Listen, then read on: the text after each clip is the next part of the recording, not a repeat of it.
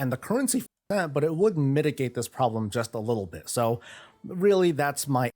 The only Black Temple guide you will ever need. If you clicked on this video, you're probably looking to learn about what you're supposed to do on a certain boss or all bosses in Black Temple. This is it.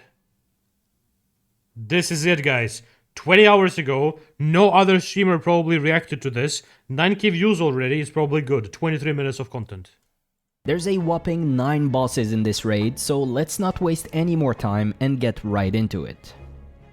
So to start off, the trash in this instance is not very hard at all, but when there's something dangerous worth mentioning, I will definitely mention it in this video. And the first dangerous pack you'll meet is right before the first. Oh, yes it is. Yes it is. This pack is the most dangerous probably in the entire dungeon. Boss. This pack isn't super hard, but the reason why people usually... Why are you saying 23 minutes of Resident Sleeper? By the way, should I do this whenever I'm watching? Mixer?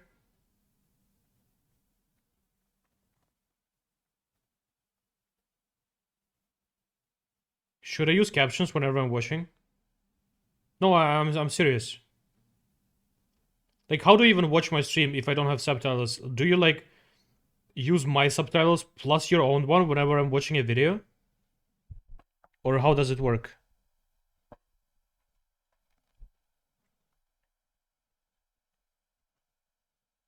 Mixer, hello? I use captions, so you use your own. You're not even using my Twitch one. Okay, so I don't need to do this, right? Wipe on it is because they don't know that the Coil Scar generals have an ability called Free Friend that removes any CC you would do on any mob. So instead of CCing, just stack everything and mark something to kill. Generally,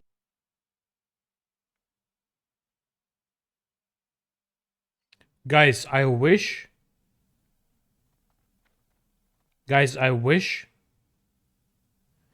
I mean, I need it enabled on YouTube. You mean like this?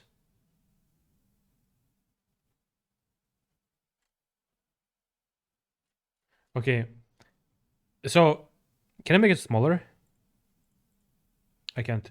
Anyways, guys, I hope your guild is actually gonna pull all of this and AoE this. And see what happens. people kill the Soothsayers first as they heal. Okay, now for High Warlord Naj'entus. There's 3 main important abilities in this fight: Needle Spine, Impaling Spine, and Tidal Shield. Needle Spine is a simple ability that the boss... Don't watch this guy, bro. It doesn't matter what video I watch.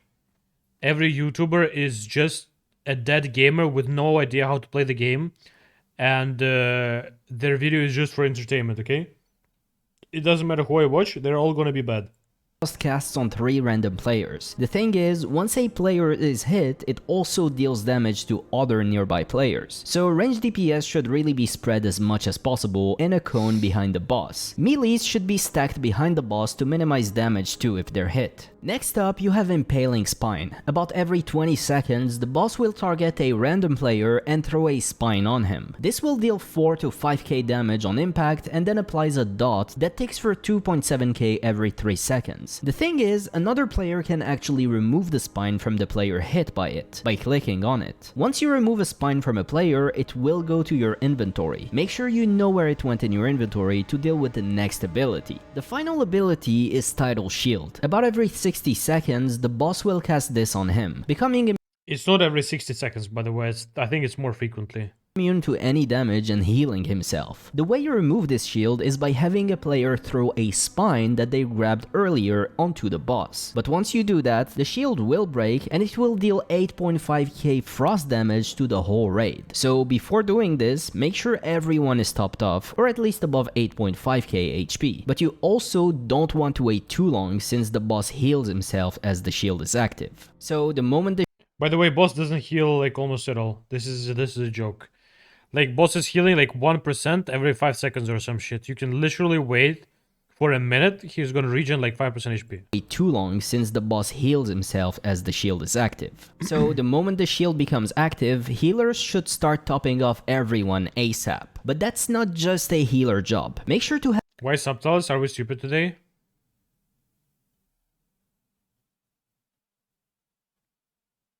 have everyone grab a Hellstone before the fight, and use it once the shield goes on the boss, to be able to break it ASAP. Naj'entus will enrage after 8 minutes, but that's pretty much all the fight. Moving up to the next boss, remember that you can not only mount up in this next big room, but you can also skip most of the trash. I do suggest pulling any flying orcs around the boss area though, so you don't pull them accidentally during.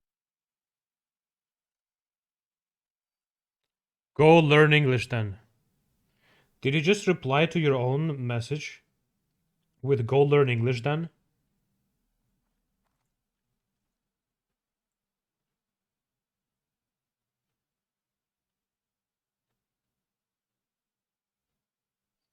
Are we banning him?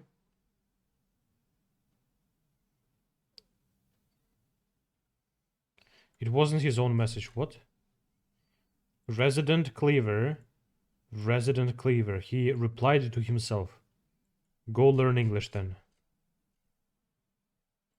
During the fight. Okay, Supremus. This boss is pretty easy, but a lot of people will die from standing where they shouldn't. So during phase 1 for Supremus, you need 2 tanks constantly alive. One tank will hold threat on the boss, and the second tank will soak hateful strikes, which is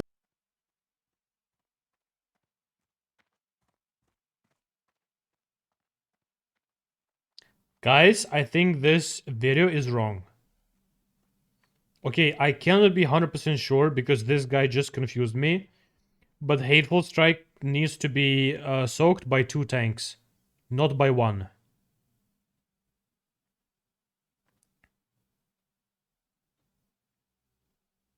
He said 2, no.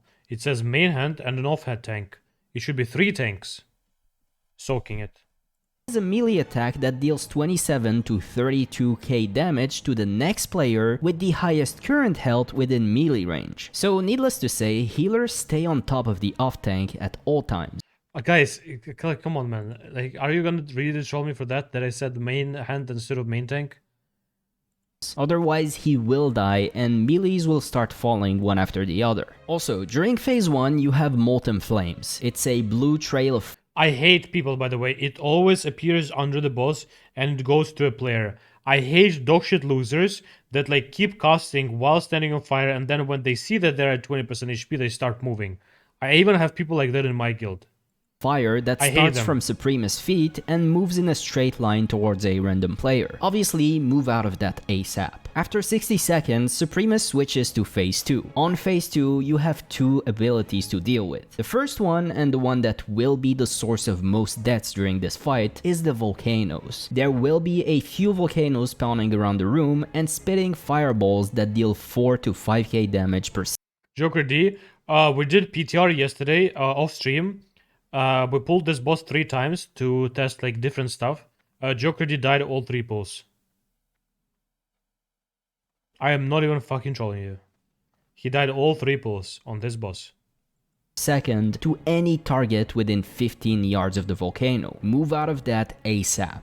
The second ability during phase 2 is Gaze. About every 10 seconds, the boss will fixate a player and start running towards him. If the boss reaches said player, he or she will How can you die as a caster on this boss? Ask Joker D. very likely be one shot. So if you're targeted by this, make sure to run away from the boss, but also avoid any volcanoes on the ground. And you don't need to worry too much about being too close to the boss during this phase, because if you're targeted and you're in melee range, Gaze? What do you mean Gaze? Wait, who say Gaze? Did he say Gaze?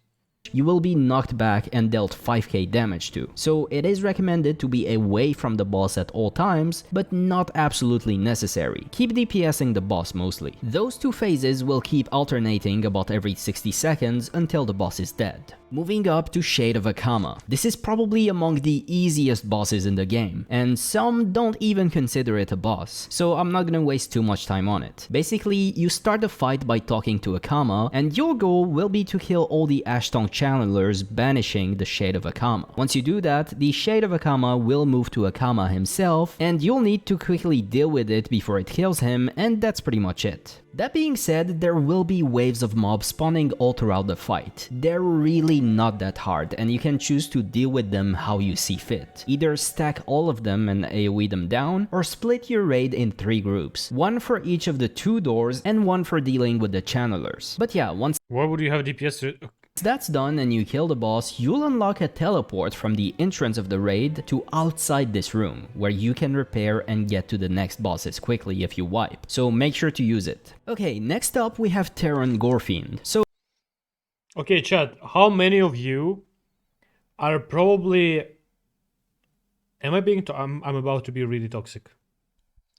Okay, chat, who thinks that he's too dumb to deal with the Teron Gorefiend mechanic? It's whenever you die, you appear into the ghost, and you become a frost mage, and you need to AoE grind 4 mobs. Type 1 if you think you're too dumb to do this mechanic, because...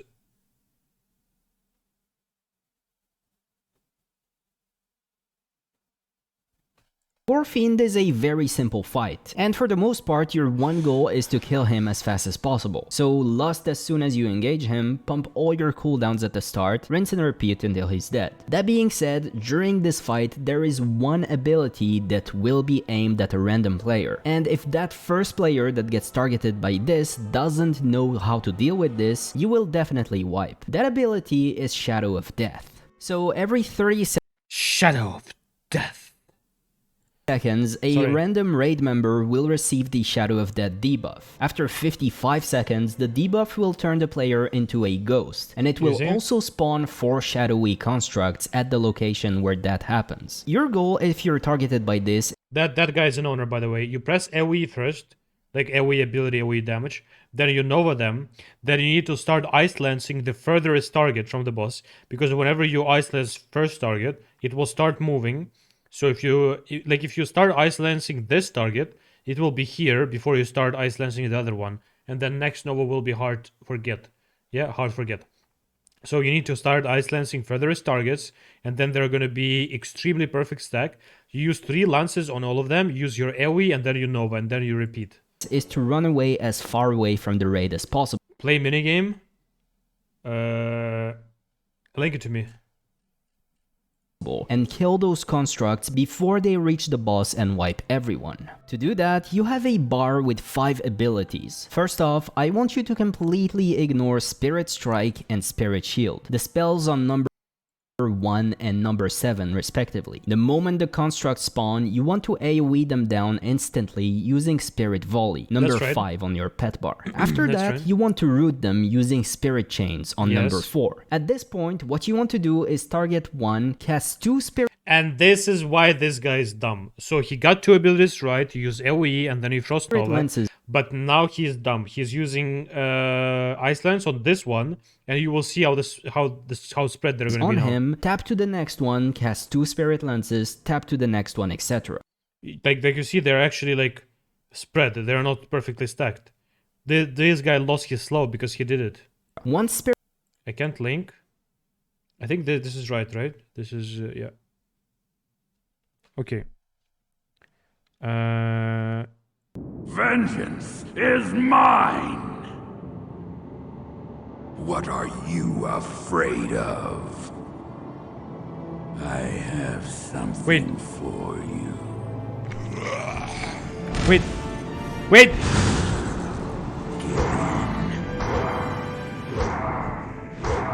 What? Hello?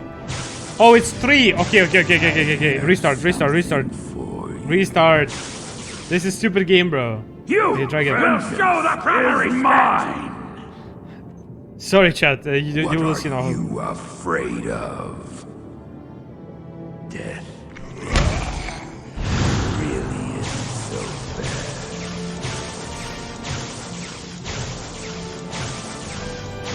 Give in.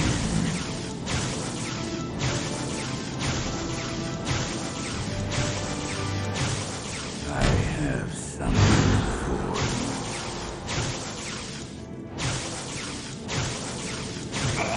What are you afraid of? 30 seconds.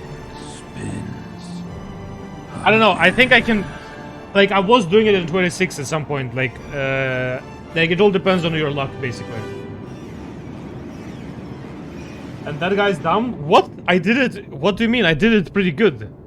What do you mean? I did it pretty good. So slow, Lamau? No, it's not slow. Like, try that game again. You're not gonna do faster than 25 seconds, ever. It is impossible to do faster than 25 seconds. So don't talk. Thank you. Spirit Volley is off cooldown, use it again, followed by Spirit Chains again, then cast 2 Spirit Lances on a target, tap to the next one, etc. Rinse and repeat until all the mobs are dead. Once the first player targeted by this I just did it in 23. No, you didn't. Link me. manages to do this, the following times where Shadow of Death happens are very simple to deal with, because there's always going to be 2 ghosts active at any given time from there. So they can gang up on the constructs and kill them very easily. Seems like he just did it just fine. Yeah, but first of all, this like in game that guy linked is like 3 times harder than what actually HP is of these mobs. The in-game is like the browser version is harder. I'm not trolling you. First ghost is the one that has to nail it to not have a wipe. And actually, if you want to practice this in advance, there's actually a very fun flash game that will teach you how to deal with this ability. If you still have a lot of people struggling with this in your guild, I highly suggest linking this to them. Link for this will be in the description of this video. After you're done with this boss, you have the choice between 2 bosses, Gurtogg Bloodboil or Reliquary of Souls. We're gonna start with Gurtogg here, but before you get to him, there's one trash worth talking about, the Bone Chewer Behemoth. For this, you want everyone to stack up behind the mob as he uses Meteor and also does a stump which deals 4k damage and stuns everyone for 3 seconds. But don't worry about that, it's more important to stack to soak the Meteor. Okay, so Gurtogg Bloodboil. This fight is not a DPS race, but more a battle for survival and a tough healer gear check. So for this fight, you want 3 things. Tough healer gear check. It is possible, but more difficult with 2. Let's explain tank stuff real quick. First off, all 3 tanks must equip full mitigation, and they also need to be always the top 3 on the threat list, so they must fight each other for threat throughout the fight. That's not correct. They are not supposed to be top 3, all of them. You just need to be below 2 tanks. That's it. And the boss is taunt immune, by the way. Every time the current tank is hit, an acidic wound stack will be applied to him, building up over time. You want one of the off tanks to take over once the main tank has about 15 to 20 stacks. That's around 30 seconds into the fight. No, you just want Paladin to bubble 20 stacks, cancel his bubble instantly and keep tanking. Thank you for listening. Okay, next let's talk about Bloodboil. This is a debuff cast every 10 seconds on the 5 raid members furthest away from Gurtogg, and it does stack. If you're a melee, you're not concerned with this, but if you're a caster or a healer, listen up. How you deal with this is you stack everyone near the waterfall outside the water, and have 5 players move to the water. Take Bloodboil, move back to the group, have the next 5 players move to the water, take Bloodboil, etc. And this is easier to do than it sounds, because you can just assign, for example, Group 3 to start in the water. Once Group 3 gets the debuff, the raid lead calls for Group 4 to go in the water, and Group 3 returns and stacks with everyone else. Then, once Group 4 gets it, Group 5 goes in, etc. until the boss transitions into Phase 2. I suggest your raid to practice this before the pull if it's your first time. So Phase 2 happens after the 5th Bloodboil, and it's definitely the most heal-intensive moment of this fight. Have everyone spread out before the 5th Bloodboil happens, because a random player will receive Fell Rage, which will do an AoE damage around the player and will also increase their damage, healing, health, and armor, but they will also be targeted by the boss. The player that received this debuff must stand still and use any damage mitigation abilities they have. Here's a list of all the abilities different classes. Do it first Barskin, after that go beer form immediately. No. Well, I guess if you're a healer, yeah. But if you're a boomy, just stay in a fucking boomy form and pump the boss. Use Barskin, go boomy form, pump the boss. Hunter, Aspect of the Monkey. Use Deterrence if available. Mage, Ice Armor and Ice Barrier. Okay, never use Ice Block. Priest, use the priests use dispersion if available? What?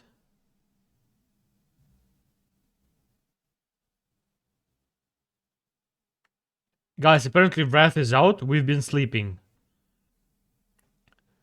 Use Power Word Shield on every cooldown. Keep up, renew up, and spam flash heal on yourself. Be prepared to use a Desperate Prayer, if available.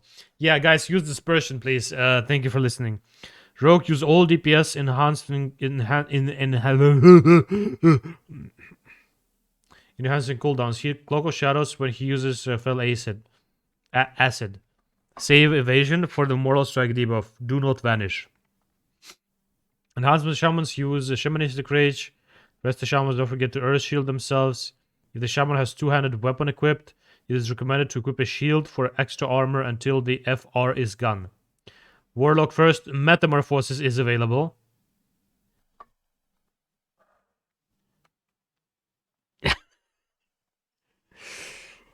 Fucking dickhead YouTuber, man. Metamorphosis is available. Spam Drain Life. Keep up Siphon Life. If available, use Death Coil when low HP. Metamorphosis, by the way.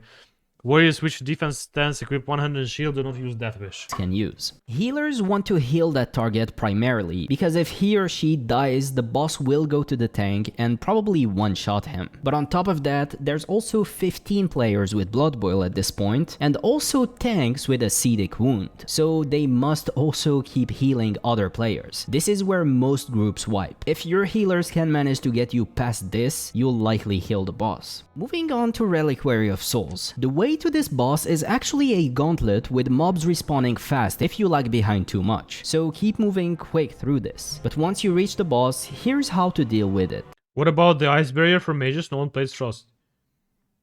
I don't know if you know, but Frost Mage is the best DPS class in TBC.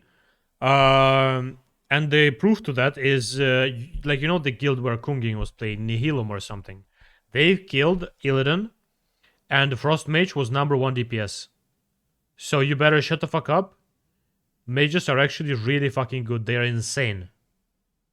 Thank you. This is a 3-phase fight, and while each phase is active, you'll have a permanent aura active on every player. During phase 1, it's Aura of Suffering, which reduces healing, regeneration, and Look how dogshit these two priests are. There is a debuff and no one in the raid is shielded. No one in the raid is shielded. Also, the rogue is not main tanking for some reason. Dumb, bro, dumb. Armor by 100% and defense by 500. So since no healing is possible, tanks must be rotated during this phase. Thankfully, it's very easy to switch tanks. The way you do it is basically the closest player to the boss will have permanent aggro. So to switch tanks, you simply have the off tank step in front of the current tank. Also, every 45 seconds, the boss goes into enrage for 15 seconds. Incidentally, why should rogue main tank before they enrage? Because you can even kill this boss without rogues, which we did with 3 tanks. So if you have a rogue, you just put him first 15 seconds, so he doesn't have to bother about this later. It doesn't matter if he's tanking rage or not. A rogue's evasion is also 15 seconds, so it's not a bad idea to have a rogue step close to the boss, take aggro and pop evasion to tank him. You also have a debuff called Soul Drain during this phase, which can and should be dispelled. Once the boss reaches 0 health, you'll transition into phase 2. The transition is marked by a bunch of mobs spawning. They have very low HP and deal almost no damage, so don't worry about them. Use this time to res and buff any tanks that died and get everyone to Res? Wait, what? Do you get out of combat? I didn't know. Wait, what? You don't get out of combat?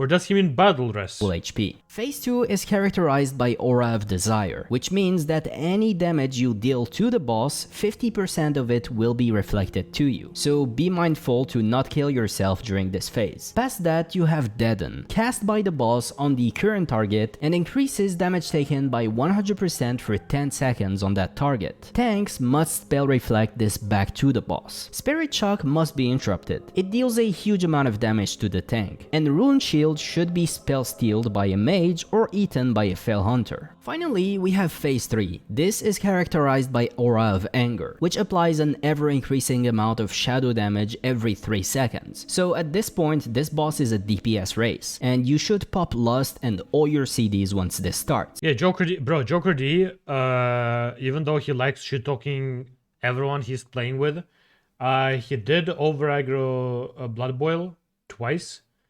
He did over aggro this guy once. He did over aggro Illidan. When we killed Illidan on our kill, actually, he did die because he did over aggro Illidan. I can't remember other bosses. He probably over aggroed more. And yesterday he died on Supremus 3 out of 3 tries.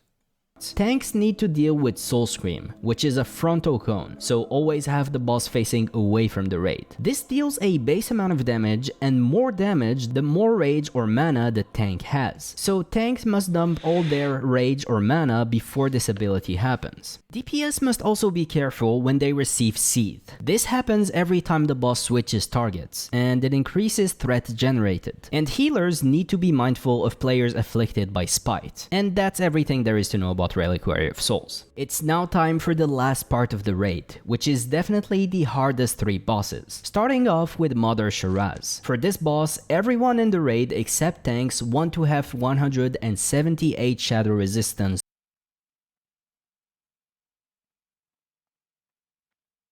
unbuffed. That's 248 with a shadow protection buff from a priest. You can go with less or more depending on how good your heal to have 178 shadow resistance unbuffed. That's 248 with a shadow protection buff.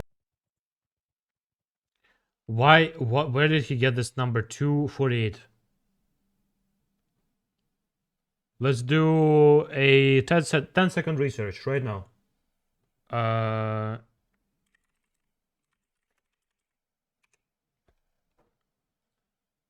10-second research right now. 10-second research right now.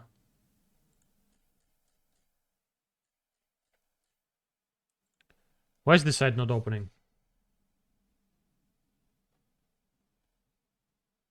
Hello?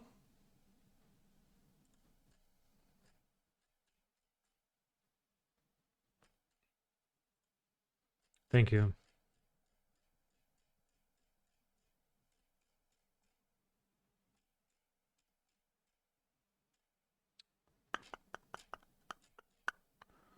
Uh, 244. I found it in 10 seconds. Between the 0 and 244 resistance element, the average damage mitigation resistance is linear from 0 to 50% average reduction. Each point of resistance between the 244 mark and the resistance cap is almost linear, provide 25% less damage mitigation. So you want to reach this number. Not some weird number. I don't understand. Like 10 second research, bro. And there was even a better list for this. I don't understand. Anyways. From a priest. You can go with less or more depending on how good your healers are or how fast you can react to mechanics, but generally that's how much everyone seems to suggest. You'll want to start this fight with a hunter that misdirects to the tank, but before that every ranged player must stand under this statue's hands. You'll know when you're below it when if you have your camera pointing down and it clips below the hand. The reason you want this position is dog shit. To do this is because there's an ability that throws you in the air, so this will minimize fall damage. Do the same for the melee group on the other statue and have the tank the boss in the middle, away from the melees and not too close to the ranged players. You also want 3 tanks on this fight to here is the best position. Soak the ability called Saber. If you tank boss here, all of these people will get silenced. Which is a frontal cleave with 20 yards range and deals 30k damage divided between 3 targets. So all tanks must stand in front of the boss constantly. Other than that, let's talk about what this boss does throughout the fight. First and most importantly, you have Fatal Attraction. This is the Is 248 far away from 244? I'm not sure. I'm not good at math, so I'm not really... The most important reason why you're using Shadow Resistance. At random intervals, there will be 3 players teleported to a close by location, and they will have 3 beams connecting them. Their goal is to move away from each other as fast as possible to break these beams and stop the damage they're receiving. There's also going to be 1 of 4 beams happening every 9 seconds, hitting 10 random raid members. Some deal flat shadow damage, some knock you up in the air and deal shadow damage, and some apply a debuff and a mana burn. So just keep the raid topped at all times and make sure to have people teleported move away from each other as fast as possible. And you should easily deal with this boss if you have enough shadow resistance. As you're moving to the next boss, you'll encounter this weird mob, Promenade Sentinel. This guy has 3 abilities, L1, L4, and L5 Arcane Charge. L1 is a flat arcane damage to a random player. L4 is a beam that he throws somewhere on the ground and that deals a ton of damage. Move away from it fast. And L5 is cast over 3 seconds and it's a one-shot ability on a random player that deals 100% of the target's maximum health. The way to avoid the player targeted by this dying is either by LOSing it or by having the player